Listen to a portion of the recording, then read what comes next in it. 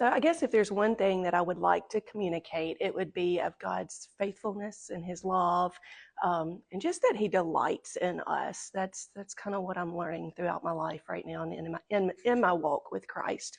I came to know Christ at a very early age, and I recognized my need for Him as far as salvation goes and as far as forgiveness.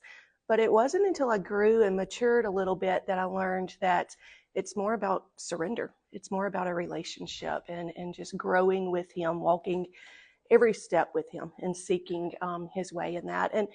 And through life, there have been those valleys that were hard that just kind of knocked the wind out from and under you, or from and under me. But one thing I've learned is God is faithful. No matter what we go through, no matter what we endure. Currently in the seasons that I'm in, a lot of times there's some self-blame, self-shame, all of these things that's there to derail us. But I'm having to remind myself that God is a God that delights in me. He doesn't hold my past over me. He literally rejoices over me, and that's very hard to understand sometimes. A friend reminded me this week, matter of fact, that God doesn't define me by my past. My past doesn't define me. My future doesn't define me, but only God does. And in His Word, He tells me that I'm cherished, I'm chosen, I'm loved, goodness, I'm adored, and I'm forgiven, and I'm wanted. And those are the themes that I'm just having to carry with me right now in the hard times.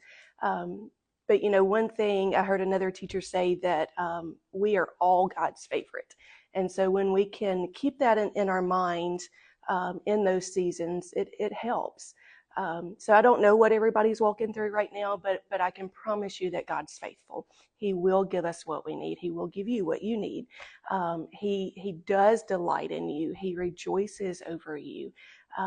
Romans 5:8 says that even while I was still a sinner, Christ died for us. He knew what I would do after I came to know Him, but He still chose to die for us. And what love is that? Such great love. So that's my one thing, is just that God is faithful, and His love endures all.